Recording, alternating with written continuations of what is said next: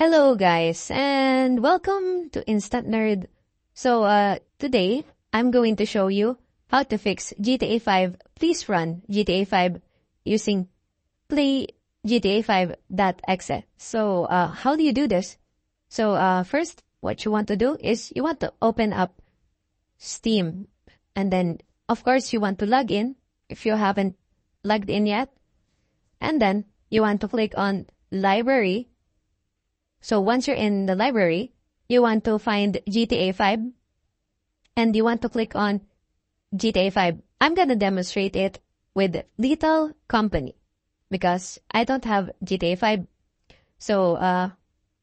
Once you have clicked on GTA 5, you want to click on the Manage button. So click on Manage button, click on Properties, and then after clicking on Properties, you want to click on Installed Files, and then you want to click on Browse.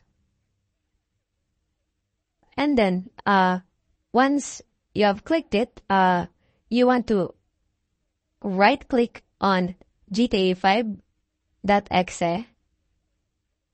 So right click on it, and then you want to click on Run as Administrator, and that should fix the error. The second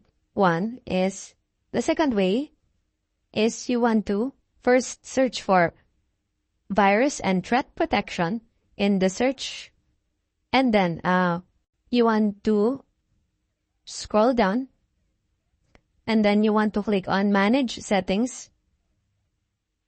So you want to turn off the toggle buttons that can be found here.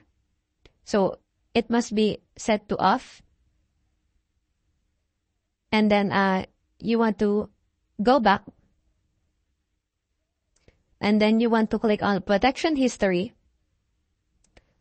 So this should show up. It should say GTA 5 here.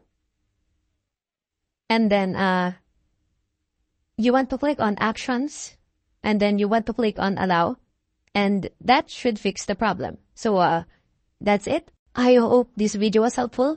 Please leave a like and subscribe.